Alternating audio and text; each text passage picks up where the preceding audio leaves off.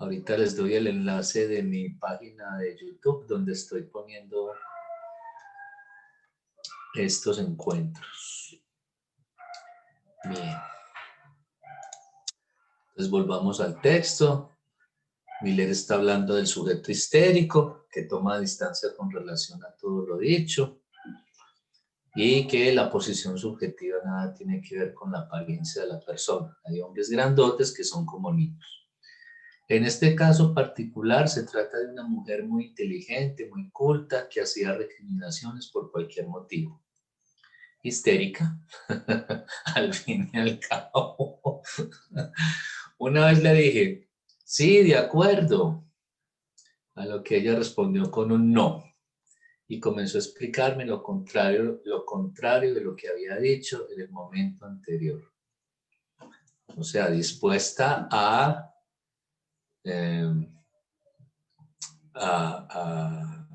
ponerse en la posición contraria de su interlocutor. O sea, mi sí a lo que había dicho implicaba en ella un no. Y así siempre, ¿se imaginan a esta mujer? No.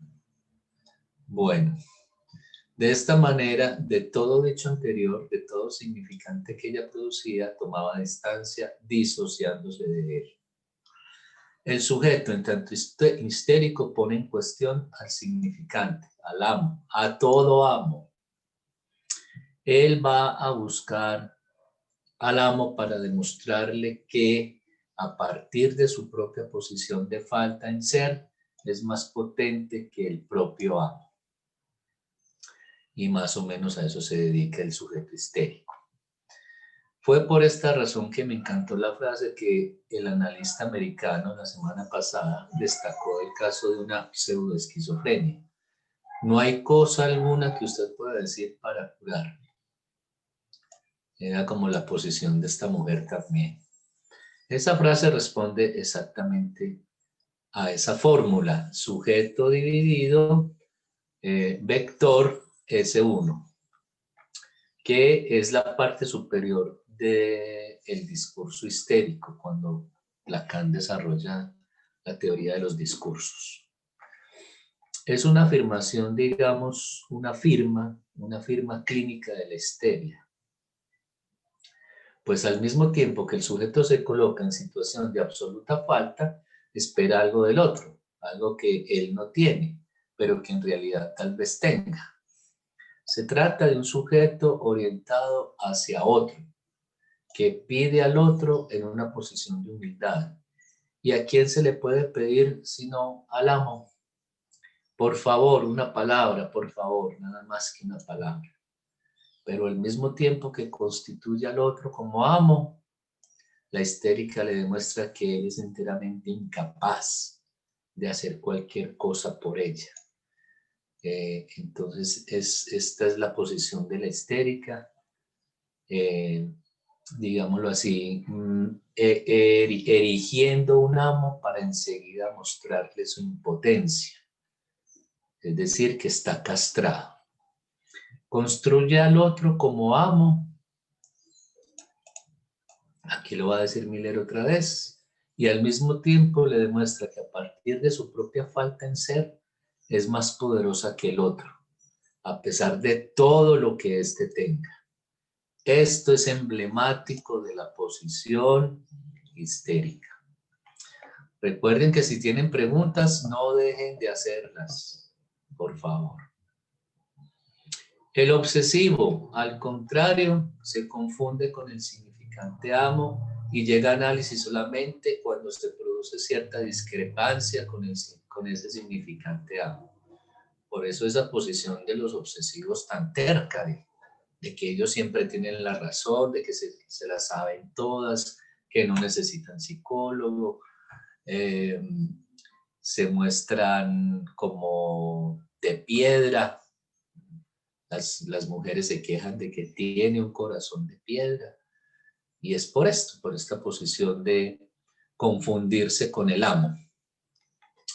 Terminaré con un ejemplo. Es un caso que duró mucho tiempo, se trata de un... Sí, dime. Qué pena, pero ese significante amo como en función a qué o qué representa o cada persona lo subjetiva de manera diferente. Ah, bueno, es que aquí Miller está haciendo alusión a la teoría de los discursos de Lacan. Entonces, espérate, yo busco aquí una presentación que tengo en Prezi sobre la teoría de los discursos y la miramos rápidamente, solo para contextualizar y para que sepas de qué hablamos cuando se habla del significante amo. Entonces, el significante amo es un significante uno, un significante que está en una posición tal que organiza el discurso del sujeto, todo el discurso del sujeto. Entonces uno puede encontrar significantes amos en todos los discursos, en el discurso político, en el discurso religioso, en el discurso académico. Aquí con la teoría también encontramos significantes amos, que es como decir conceptos fundamentales. Por ejemplo, los significantes amos de la teoría freudiana son inconsciente, represión, transferencia y repetición. En esos 4 conceptos se funda la teoría freudiana. Entonces los podemos denominar como significantes amos, es decir, significantes que organizan, que ordenan, que determinan el orden, la distribución, el desarrollo de la teoría freudiana. Por aquí ya encontré la presentación y la voy a cargar, a ver. Se llama Teoría de los Discursos. Ya se las voy a compartir para que la miremos rápidamente. Esta teoría de los discursos, Lacan la desarrolla en un seminario que, a ver si me acuerdo cómo se llama.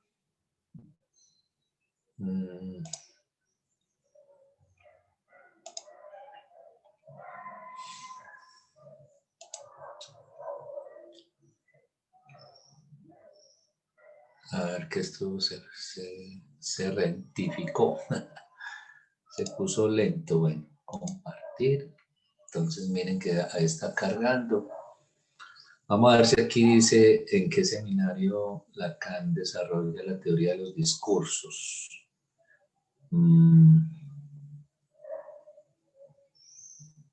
Ah, ya me acordé. El seminario se llama El reverso del psicoanálisis.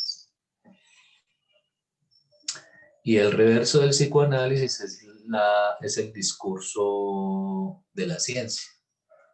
Es decir, que el psicoanálisis es el revés del discurso de la ciencia.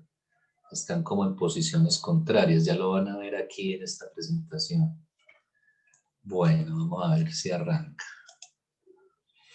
Los 4 discursos de Jacques Lacan. Entonces Lacan va a establecer 4 discursos que son discursos que gobiernan, determinan, establecen los lazos que establecemos con los otros. Entonces, desde cierta posición, cada uno de nosotros, asumiendo cierta posición, cada uno de nosotros establece un lazo con el otro y con nosotros. Entonces, aquí están los 4 discursos. El discurso del amo, en el que, bueno, enseguida hablamos de estos 4 elementos: el discurso de la universidad, el de la histérica, es decir, las mujeres tienen su propio discurso, cosa que no tienen, bueno, el discurso de los obsesivos es el discurso del amo, es lo que nos está diciendo Miller ahí, y el discurso del analista, que es el reverso del discurso del amo, que hace un momento les decía que el discurso de la ciencia, pero es que la ciencia hay que ponerla aquí como discurso del amo. Y hoy en día sí que lo sabemos, el discurso de las ciencias determina casi todo en nuestra existencia, ¿sí? Los objetos que crea la ciencia son los que cambian las costumbres de las personas. Piensen, por ejemplo, en el Internet. ¿Mm? ¿Quién se iba a imaginar que íbamos a pasar horas y horas sentados frente a un computador? Entonces, ese invento del discurso de la ciencia, con el desarrollo de la tecnología, es el que cambia las costumbres de los sujetos. Antes no era la ciencia la que cambiaba las costumbres de los sujetos, era más bien la ideología, las revoluciones que se hacían con ideas a nivel político, y también se podría pensar que a nivel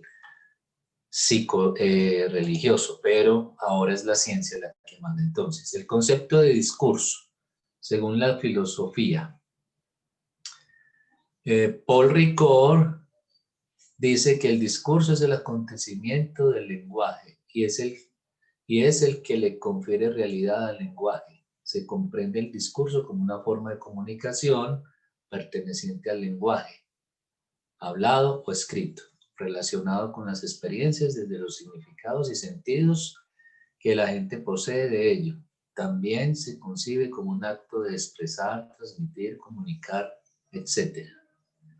Dichas experiencias se encuentran mediadas por procesos dialógicos que van permitiendo construir y sostener las relaciones sociales como un punto base en ellas. Bueno. Y en el psicoanálisis, el discurso es la organización de la comunicación, principalmente del lenguaje, específica de las relaciones del sujeto con los significantes y con el objeto, que son determinantes para el sujeto y reglan las formas de lazo social. Es decir, que cuando en el psicoanálisis hablamos de discurso, estamos hablando de el lazo, el vínculo social. Lacan dice, los 4 discursos son introducidos en el seminario El Reverso del Psicoanálisis. El objetivo de su seminario, mostrar que el en vez del psicoanálisis es el discurso del amo. El discurso, según Lacan, es lo que hace vínculo social. Él señala que el alcance de una palabra depende del discurso donde se inscribe. Muy bien.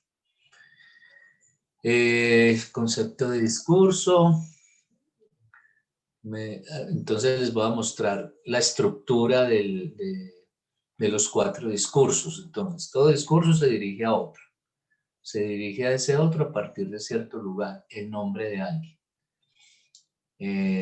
Entonces, la verdad puede interferir latente bajo el propósito sostenido oficialmente, y en los dispositivos del discurso algo se produce cada vez.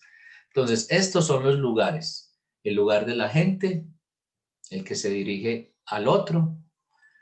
El agente lo hace en nombre de una verdad, que casi siempre está latente.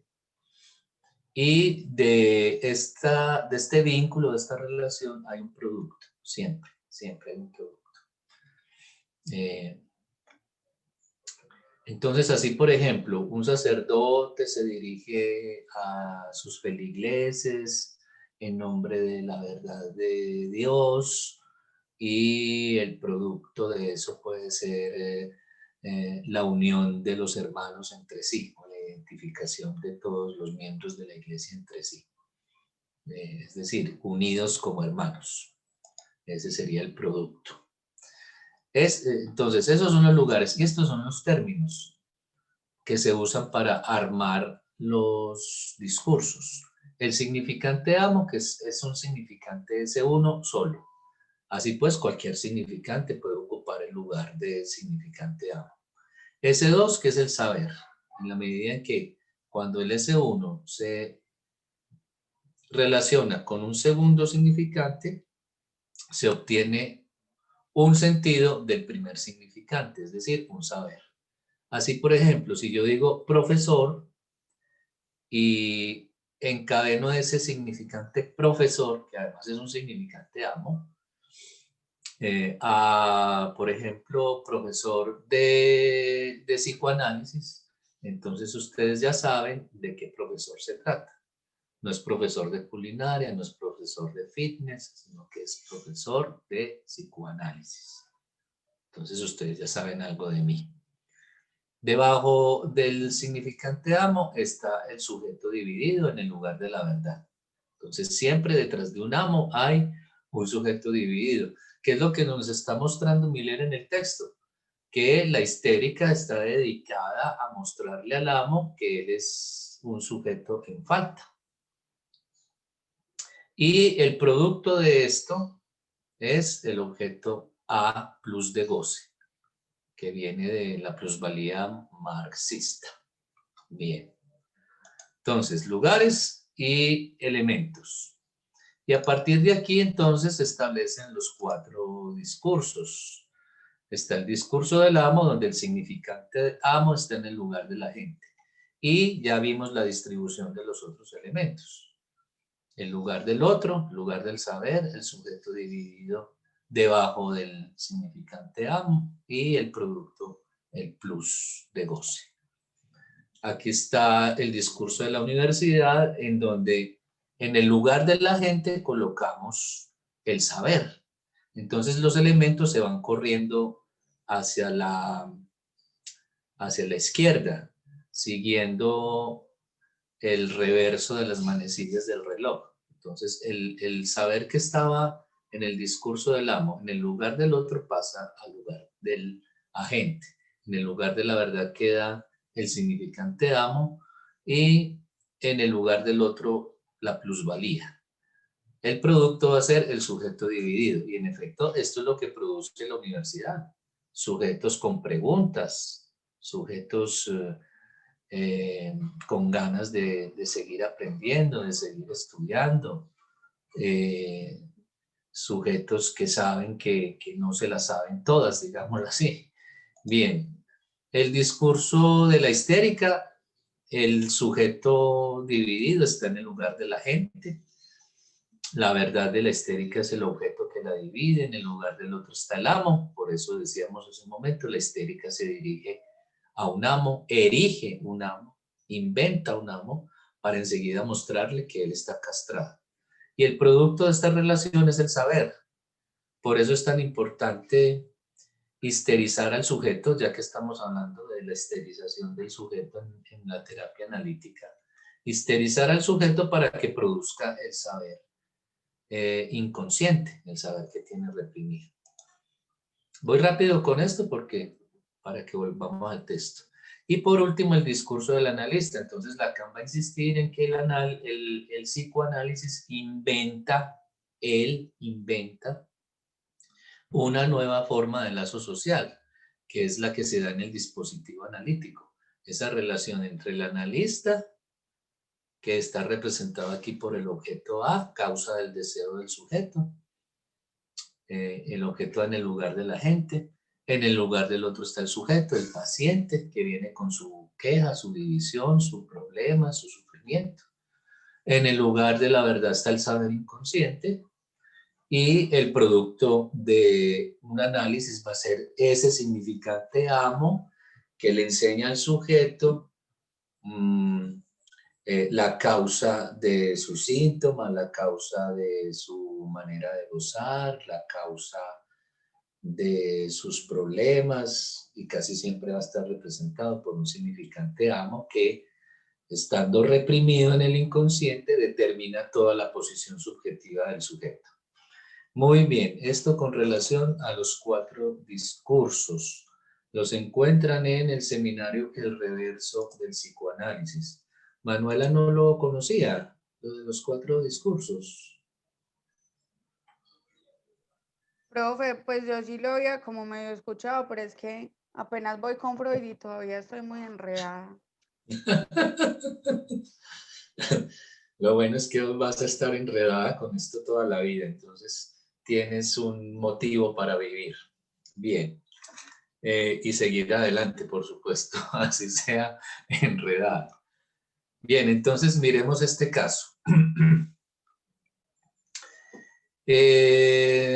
Una mujer que había hecho 3 o 4 análisis y que se presenta con una frase. Soy alcohólica. Durante 10 años fue miembro de Alcohólicos Anónimos. Ustedes conocen esa asociación.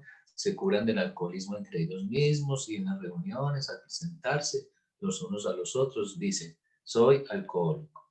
Comenzando a partir de ahí a hablar de las dificultades con el alcohol. Esta mujer fue durante 10 años, 4 veces por semana a esas reuniones. Y se presentaba así, soy una alcohólica. Llegó a mi consultorio con una historia complicada, originaria de otro país europeo, para decirme, soy una alcohólica. Es preciso decir que durante esos 10 años no bebió una gota de alcohol. Podemos decir que estaba alienada a ese significante. Soy una alcohólica. Entonces uno puede tomar este significante como un significante amo que representa al sujeto. Soy una alcohólica. Identificada con este significante sin distancia alguna, no pudiéndose presentar de ninguna otra forma. La sugestión con todo tuvo efectos terapéuticos. ¿Por qué habla aquí Miller de la sugestión? Porque lo que se hace en los grupos de alcohólicos anónimos y en otro montón de grupos de todo tipo, es sugestión. Es decir, intervenir con sugestiones, es decir, con la palabra del otro, con la palabra del amo, ordenándole al sujeto qué hacer, cómo comportarse. Si tiene la tentación de beber una copa, entonces hay que llamar a un amigo para que lo acompañe y detenga ese impulso que tiene de tomarse la copita de vino o la copita de ron o de whisky, bueno, en fin. Entonces, por eso dice Miller aquí, la sugestión tuvo efectos terapéuticos. Bueno, la mayoría de las sugestiones tienen efectos terapéuticos. Preguntarme si aceptaba a esta mujer en análisis fue una cuestión de orden ético. Me pareció que no se trataba de una alcohólica, sino de una histérica que bebía. Muy interesante cómo describe aquí Miller a este sujeto. Fue entonces una decisión ética y responsable admitirla en análisis y disociarla del significante soy una alcohólica, significante que le permitía ser abstemia. Admitirla en análisis significaba reabrir la distancia entre ese significante y ella misma. Después de 2 años volvió a beber.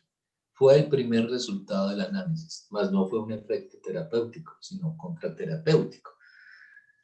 No fue un efecto terapéutico con relación a la sugestión que estaba recibiendo en Alcohólicos Anónimos. Es decir, en Alcohólicos Anónimos van a pegar el grito en el cielo cuando se enteren que esta mujer volvió a beber, claro.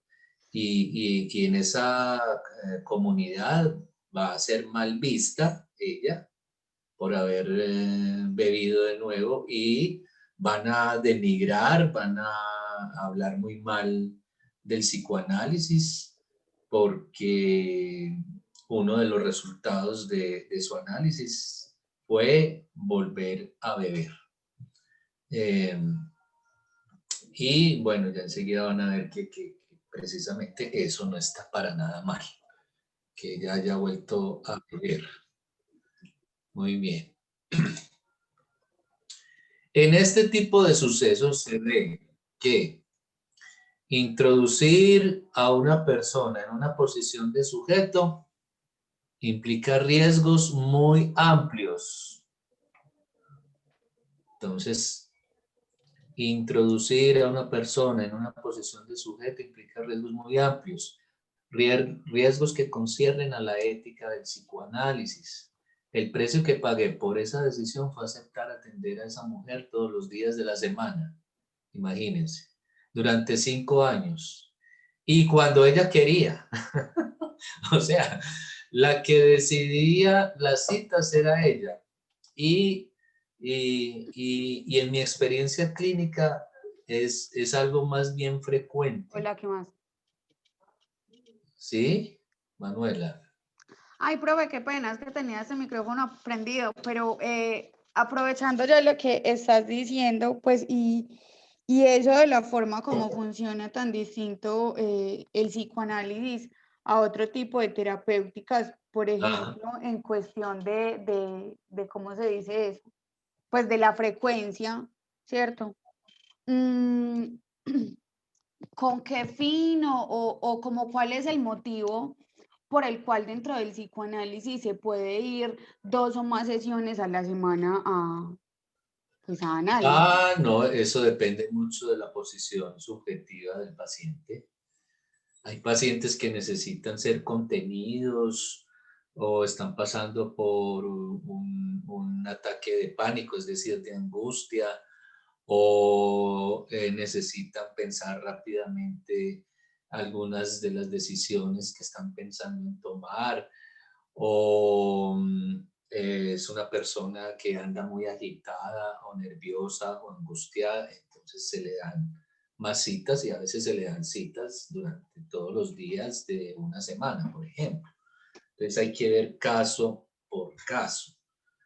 En nuestro contexto eso es difícil porque entonces costaría muchísimo la terapia. Tendría que ser una persona muy rica que pueda ir a pagar todos los días o durante 5 días de la semana su sesión de análisis. Pero Entonces ve, pero por es ejemplo, caso por caso. pero y cuando la decisión, por decir, no es como del paciente, sino del analista, como, pues porque es que, a ver, por ejemplo, yo empecé a ir, yo antes iba pues a terapia psicológica normal, ¿cierto? Y hace poquito comencé con un psicoanalista y nosotros nos vemos 2 veces a la semana. Y Ajá. cuando él me propuso que fueran 2 veces, pues yo le pregunté si realmente lo consideraba necesario. Entonces, a veces también puede ser el mismo analista como quien decida o establezca ese tipo de frecuencia. Sí, el psicoanalista lo decide. Hay como un acuerdo o un estándar con relación a recibir a los pacientes cada semana, sobre todo por el aspecto económico, claro. Pero si tú estás yendo 2 veces por semana y puedes hacerlo, eso está muy bien. Si tienes dificultades para asistir 2 veces por semana, entonces ya lo negocias nuevamente con tu analista. Pero se esperaría que fuese un acuerdo entre el analista y el paciente, no solo que el analista imponga 2 sesiones semanales y que tiene que ser así, o si no, no hay análisis, y entonces no. Yo, yo no podría pagar 2 sesiones a la semana, por ejemplo, eh, si son costosas. Y incluso yo he tenido pacientes que vienen cada 15 días porque no tienen cómo pagar una sesión semanal. Pero también he tenido pacientes como esta, de la que nos está hablando aquí Milero, es decir, pacientes que vienen cuando quieren. Y entonces vienen 2 veces por semana, a veces una vez, a veces se demoran 15, 20 días en regresar, pero hay que dejarlos a ellos. O sea, es un asunto también de acomodarse a la posición subjetiva del paciente, como lo hemos estado estudiando aquí con este texto, eh, porque hay pacientes que no toleran, no soportan que uno sea el que le asigne la cita a determinada hora. Entonces se sienten, como tienen una posición difícil y complicada frente a la autoridad o frente a que el otro decida, sino que sienten que son ellos los que tienen que decidir o sentir que son ellos los que van a venir cuando les dé la gana. Entonces hay que dejarlos, hay que dejar, pues, si van a venir a terapia, entonces hay que dejarlos que vengan cuando quieran, porque si uno les pone la cita, no vuelven, se van, se marchan, no regresan y no hay manera de psicoanalizarlos. Entonces, por lo menos esta persona, miren, iba todos los días y cuando ella quería, o sea que ella Uno podía deducir que ella era la que quería ir todos los días de la semana durante 5 años, imagínense. Porque cuando alguien toma esa responsabilidad, ha de ir hasta el final de esa responsabilidad. Está hablando pues de él como analista. Si decidió recibir, si le dio el aval a esta paciente de ser su paciente, entonces, y ella quiere ir todos los días, entonces le toca atenderla todos los días. Claro. No voy a decir que luego de 6 años haya concluido el tratamiento, pero seguramente no se puede comparar a esta mujer con la que se presentó 6 años atrás. Y claro, esto tiene que pasar en un análisis, es decir, tiene que haber cambios en la posición subjetiva. Si usted lleva 6 años en análisis y no ve cambios en su posición, no ha tomado decisiones con relación a aquello que la llevó a análisis, entonces cambie de analista, porque es que 6 años son muchos años. Y si no pasa nada en 6 años, algo está fallando ahí. Una última palabra antes de la discusión.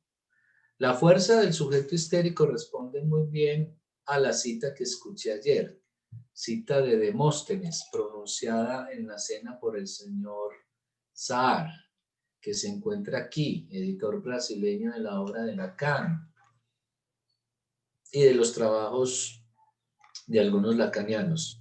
Fue una cena poco común, con la familiaridad de Demóstenes.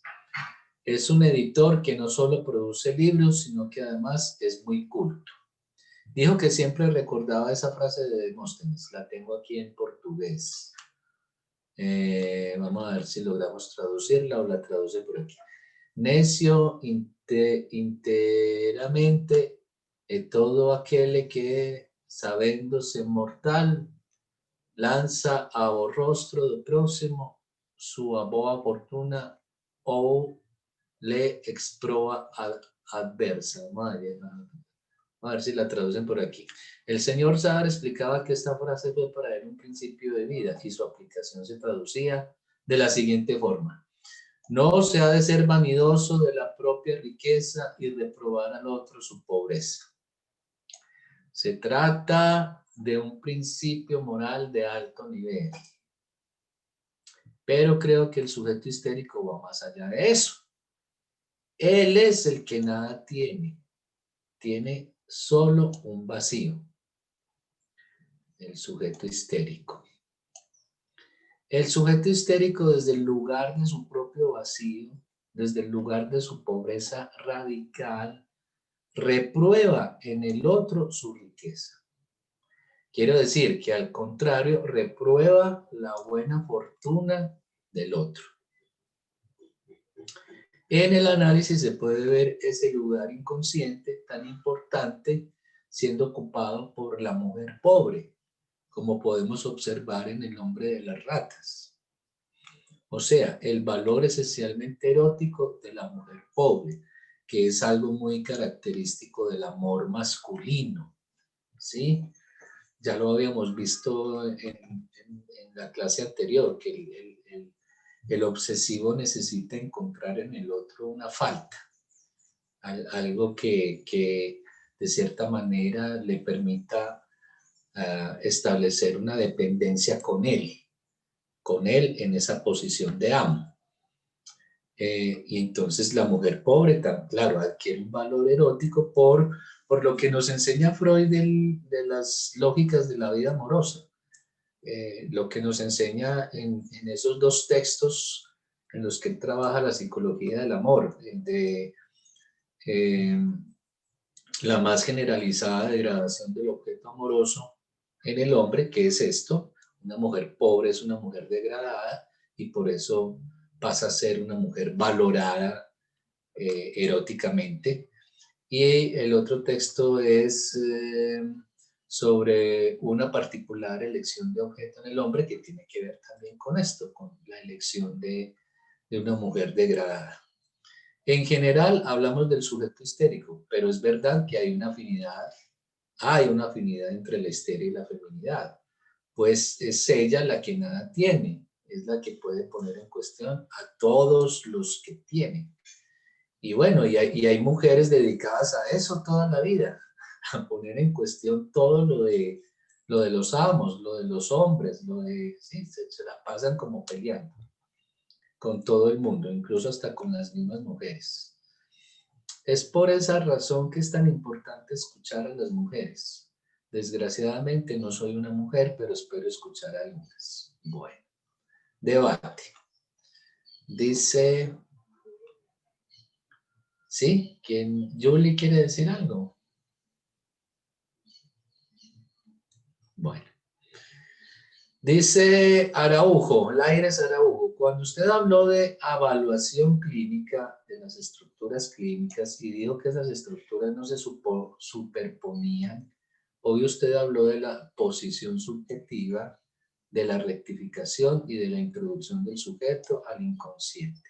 Para ser más claro y no alargarme en comentarios, me voy a referir especialmente al caso Schreber, que todos conocen. A mi modo de ver, es muy interesante que cuando estudiamos el caso Schreber en Freud, cuando él toma la tentativa de interpretación, dice que Schreber en el intervalo entre la primera dolencia, la hipocondría, y la segunda, 9 años después, cuando ya se instala la psicosis, sueña reiteradas veces que su antiguo síntoma retorna.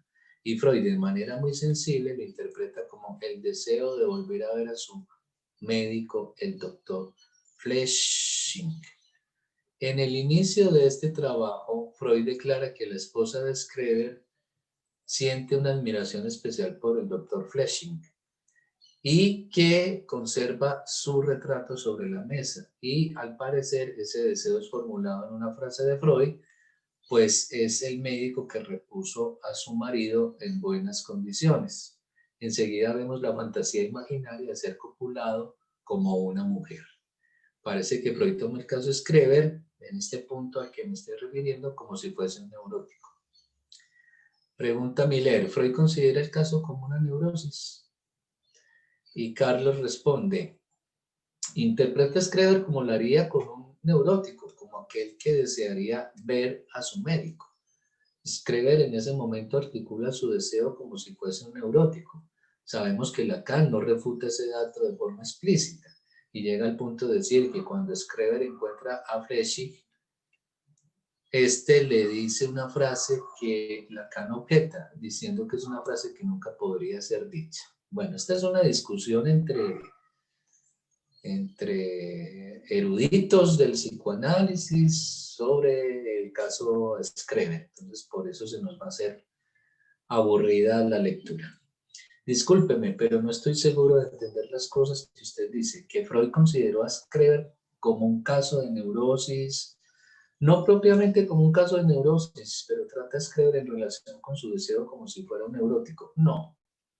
Creo que hay algo que usted quiere comunicar, pero pienso que estamos de acuerdo en que el caso, para centrar su pregunta, presentado por Freud, es de demencia paranoide, una categoría kraepeliniana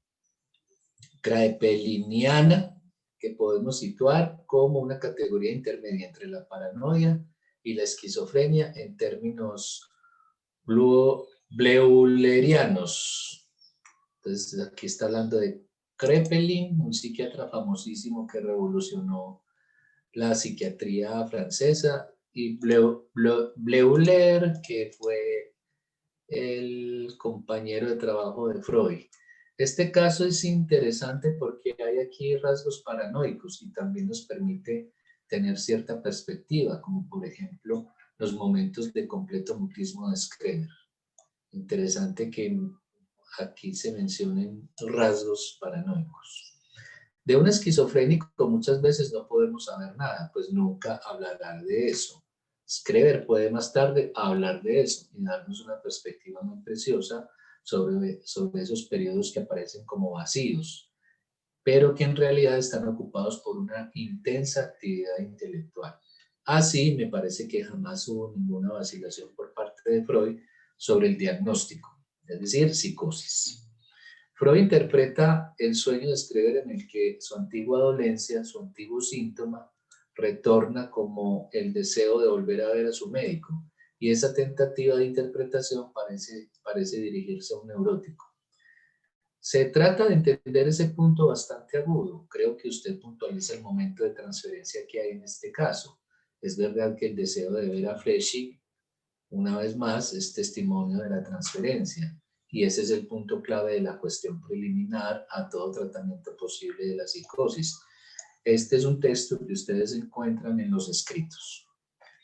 Artículo de Lacan. ¿Cuál es esa cuestión preliminar? Es que el psicoanálisis funciona a partir de la transferencia. Es justamente la transferencia la que desencadena la psicosis, como se ve en el caso Schreber. Y por eso las advertencias que ya nos ha hecho Miller antes de no recibir en análisis a un prepsicótico. Así como manejar la transferencia de manera que no produzca este efecto. ¿Cómo manejar la transferencia de manera que no produzca este efecto, que no desencadene una psicosis? Cuando usted habla de interpretación, hay ahí un hecho capital. Se trata de un caso que Freud no trató. El único de los 5 análisis que Freud conoció solo a través de un libro. Y se puede hablar de una lectura o de una interpretación, pero no en el sentido estricto de una interpretación en lo que es la experiencia analítica.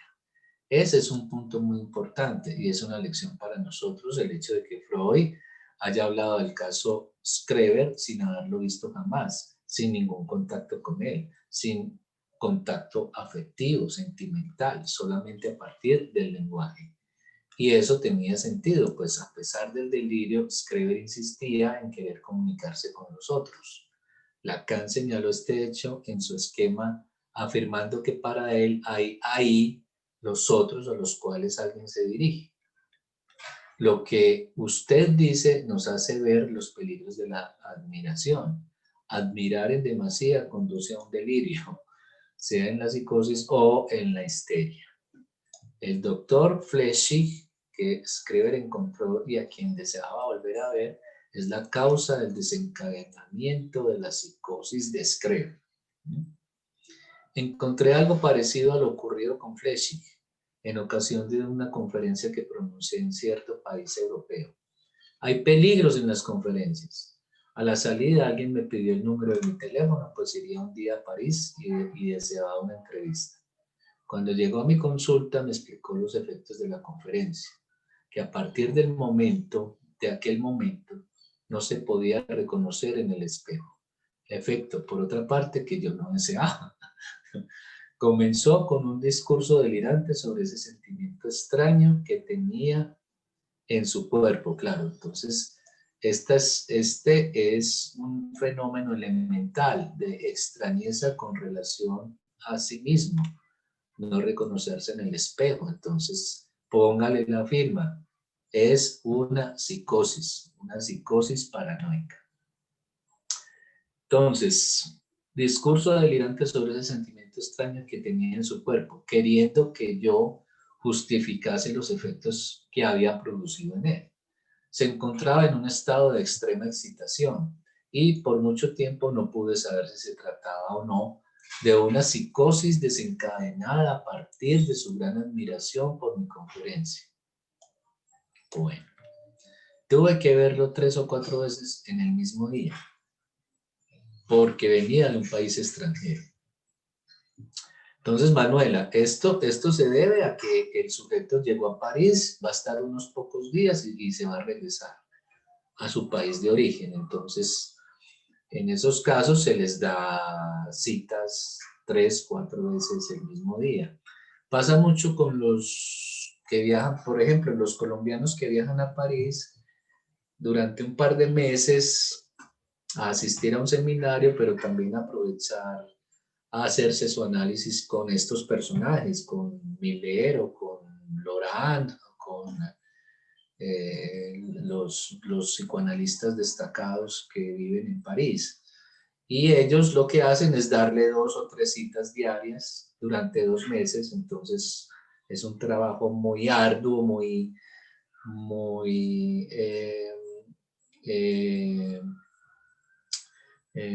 ¿cómo más decirlo? Sí,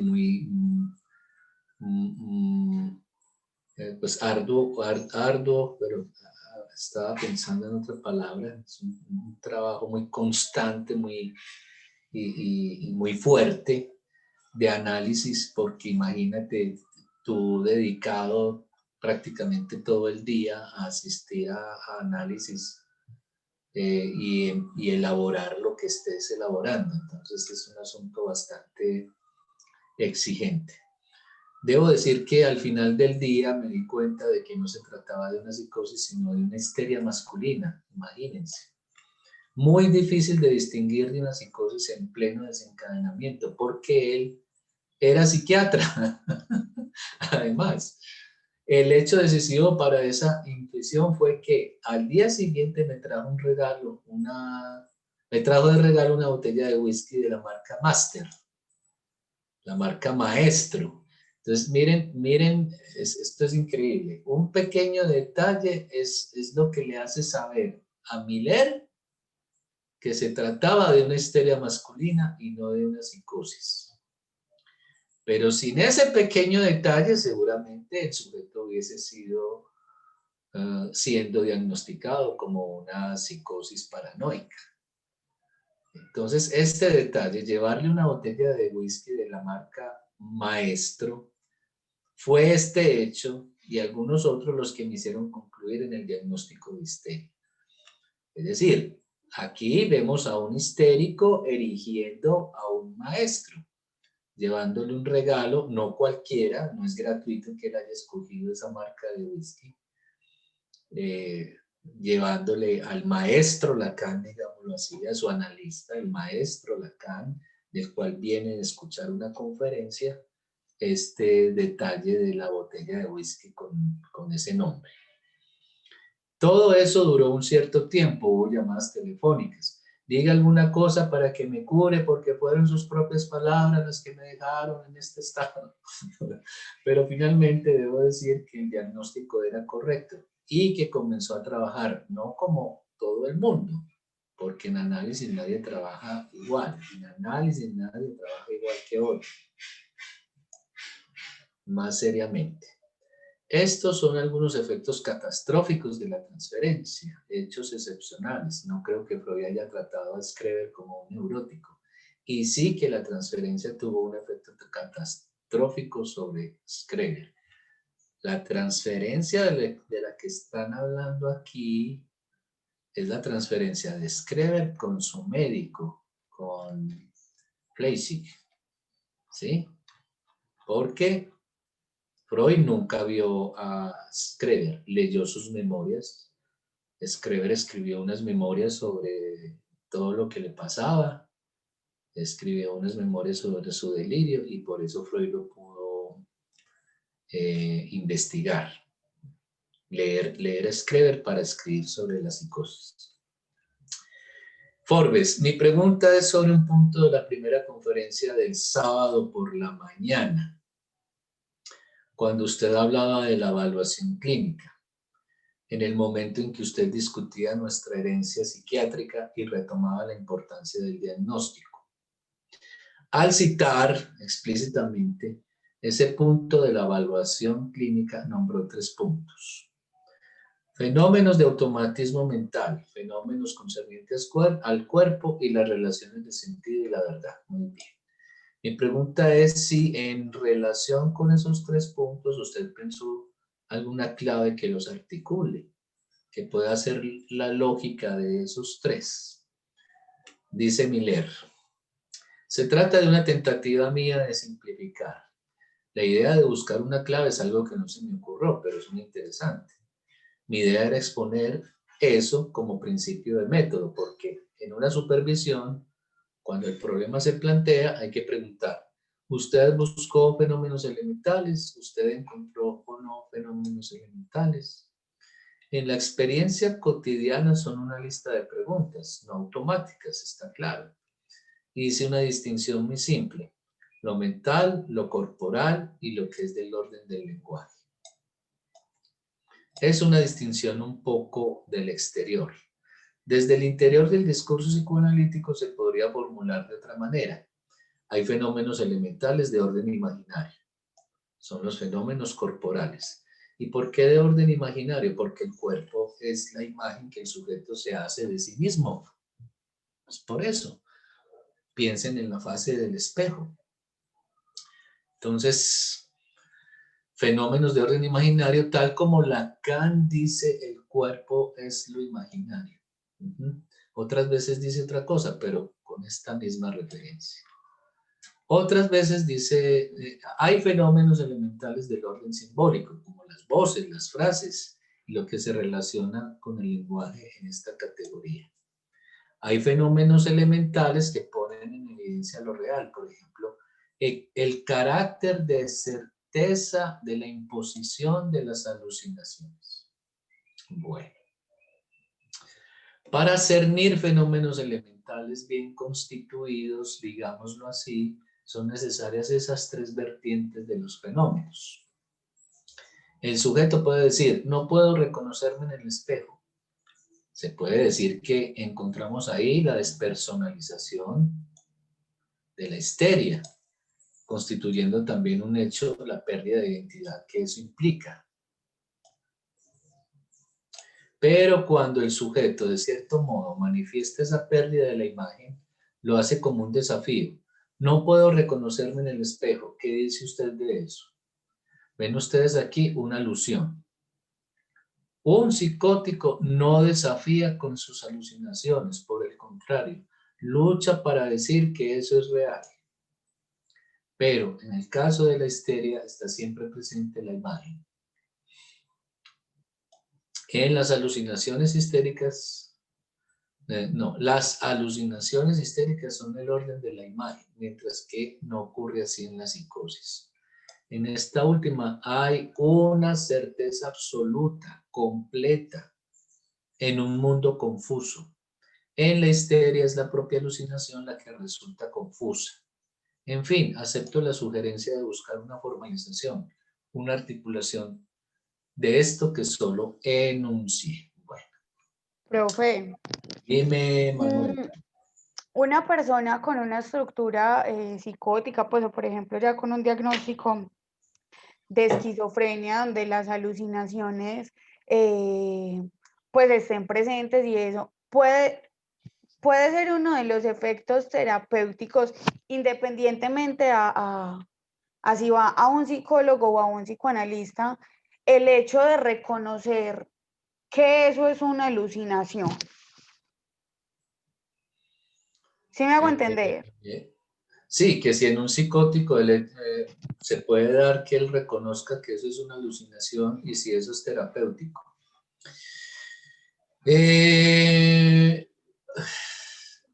Bueno, lo primero que hay que pensar es qué hace un psicótico en terapia. Pues, ¿por qué está yendo a terapia? Pero, por ejemplo, si es un paciente del hospital mental.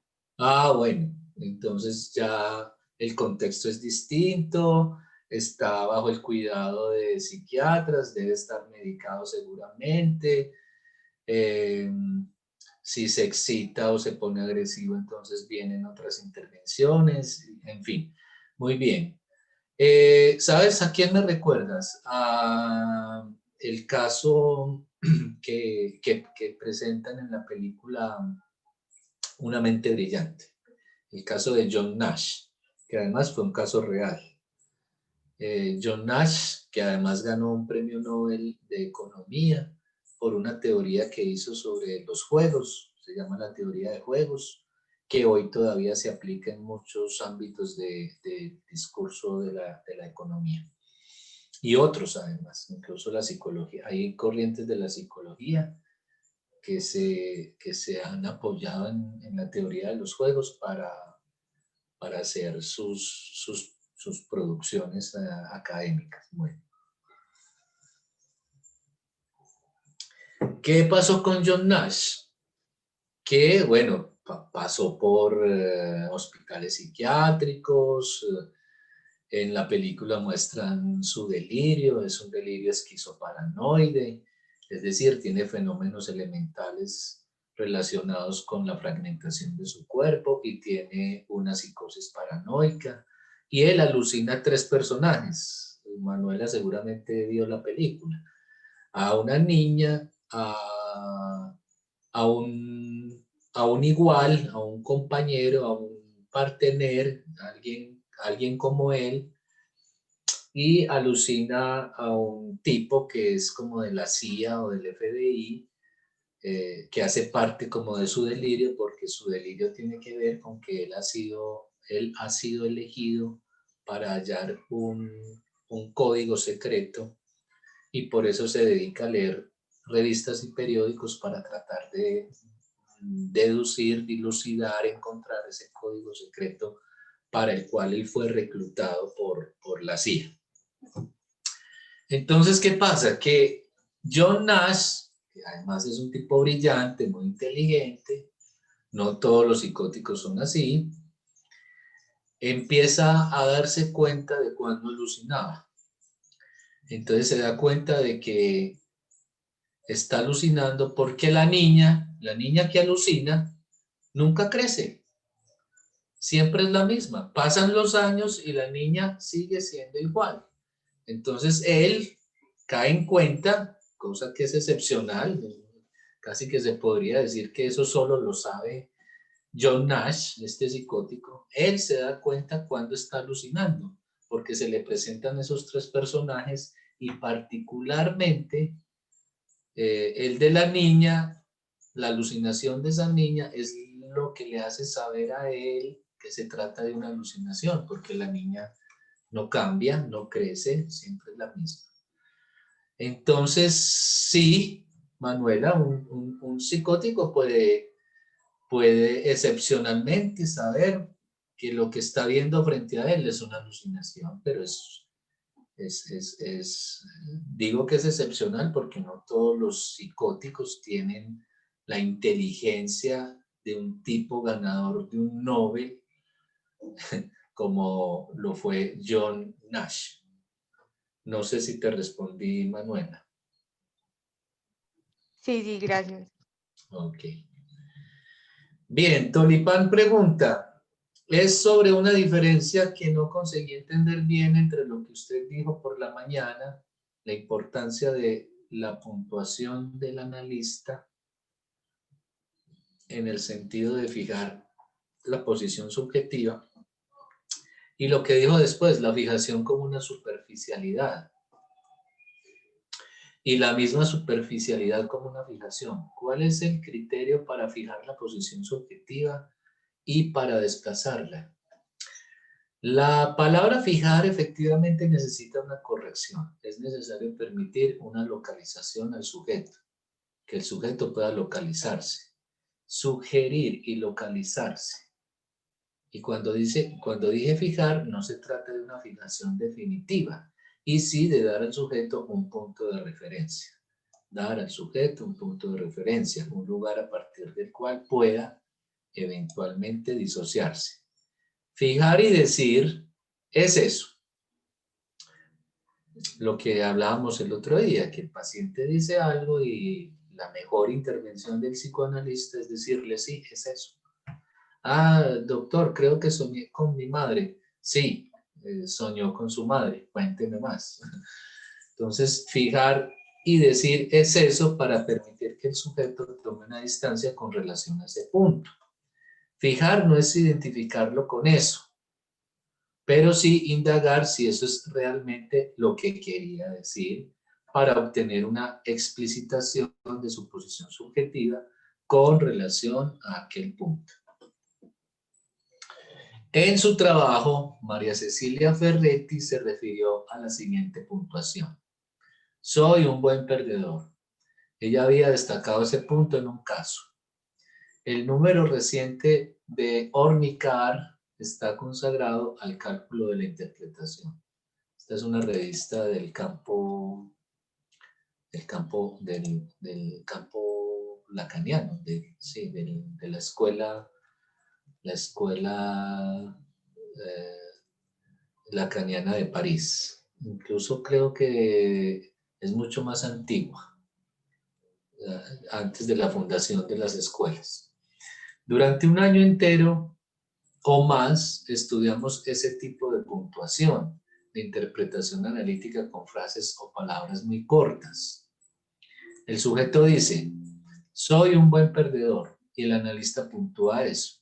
De manera que eventualmente el sujeto pueda preguntarse, ¿son mis palabras? ¿Será verdad que estoy diciendo más verdad de la que pensaba diciendo eso? O tal vez sea una palabra encontrada en el discurso del otro que estoy retomando por mi cuenta. ¿Voy a retomar eso por mi cuenta o no? Esa responsabilidad subjetiva es exactamente el mismo lugar del inconsciente, lugar donde se cruzan responsabilidad e inconsciente. Le agradezco que haya puntuado en mi conferencia esa palabra porque con certeza no se trata de identificar, sino al contrario. Fijar un punto que permite eventualmente la disociación del sujeto con relación a ese punto. Es decir, en otras palabras, que el sujeto tome distancia de lo que ha dicho, reflexione sobre lo que ha dicho, escuche lo que dijo y así asumir una posición frente a eso que ha dicho. Gervás, cuando en Salvador discutíamos nuestro trabajo colectivo sobre la rectificación subjetiva, tuvimos esa intuición, sentimos la necesidad de actualizar ese término de Lacan, como usted lo ha hecho, haciéndolo equivaler a la histerización. Nuestra intuición nos llevó en aquel momento a proponer un término más actual, la envoltura formal del síntoma. Mi pregunta es si esa sería posible, mi pregunta es si sería posible considerar este término en la línea en que usted desarrolló su trabajo, que además lleva ese mismo título. Ese trabajo se devuelve a partir de la queja de alguien a su abogado, que a su vez la irá transformando en una queja jurídicamente posible. ¿Sería esto un ejemplo de rectificación subjetiva? Bueno, vamos a ver qué dice Miguel. Me contenta que un trabajo mío de hace 2 o 3 años sea conocido por ustedes. Me alegro por eso. Seguramente no desarrollé ese aspecto porque ya lo hice hace tiempo. Durante esta presentación hablé del alivio inmediato del sufrimiento a partir de una llamada telefónica o de la entrada en análisis. Pero debo decir que un tiempo después, el primer resultado del análisis es empeorar el estado del sujeto. Claro, esto es normal que suceda. Casi siempre sucede en un trabajo analítico. Es decir, empeora el estado del sujeto, hace que se sienta peor. El primer momento del análisis no tiene necesariamente efectos terapéuticos en el sentido de una mejora.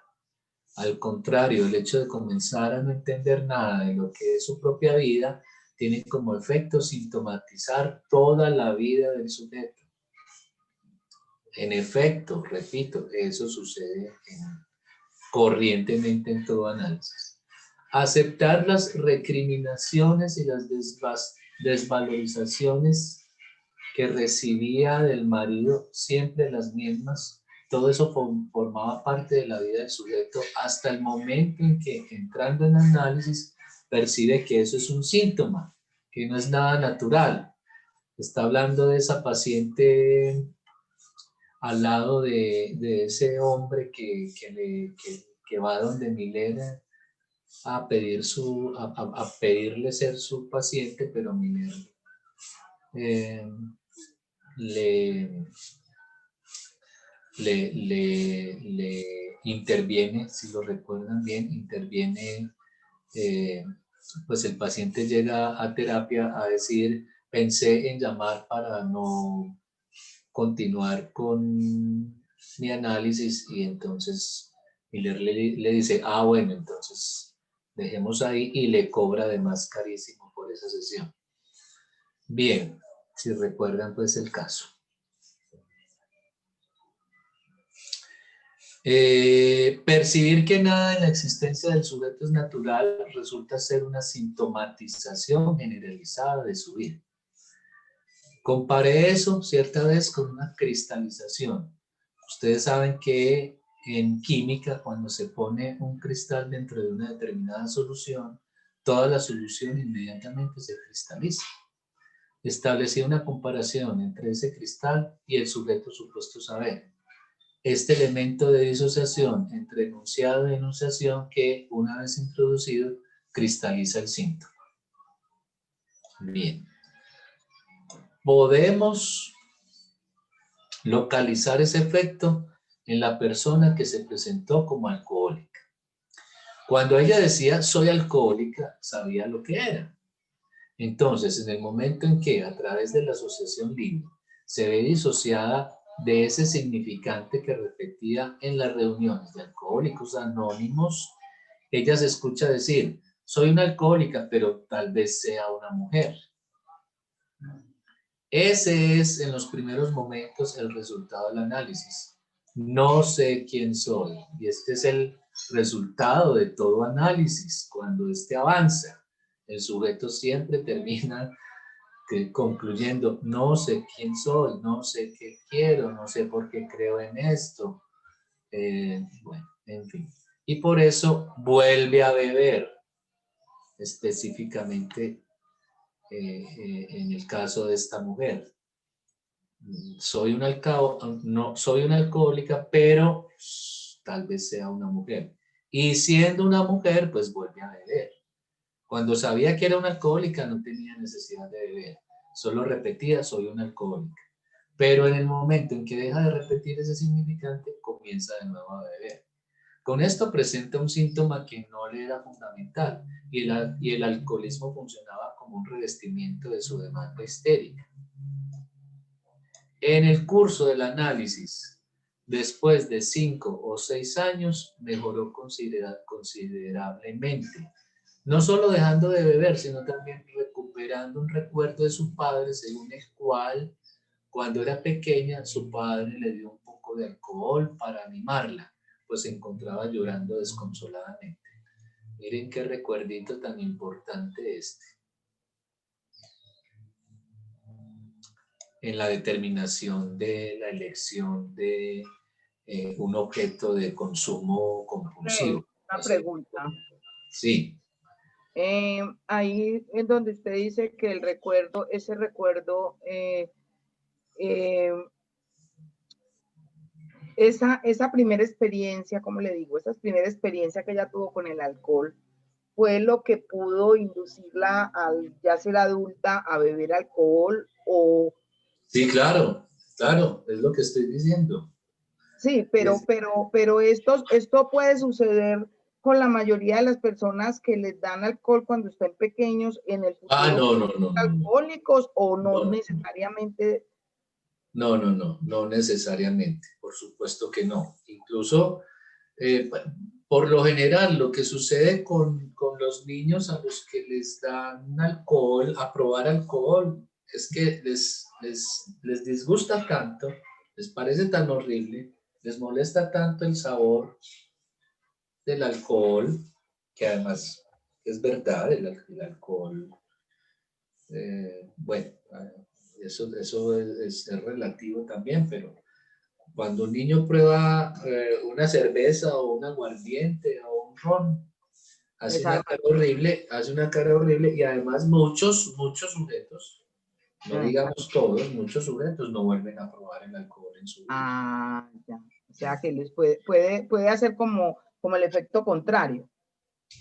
Sí, pero aquí hay que tener en cuenta, mira, que se trata de un recuerdo de la primera infancia, un momento en el que ella lloraba desconsoladamente y su padre, es decir, entonces ya hay que empezar a pensar en el vínculo de esta niña con su padre, es decir, ya hay que empezar a pensar en el contexto que llamamos complejo de Edipo.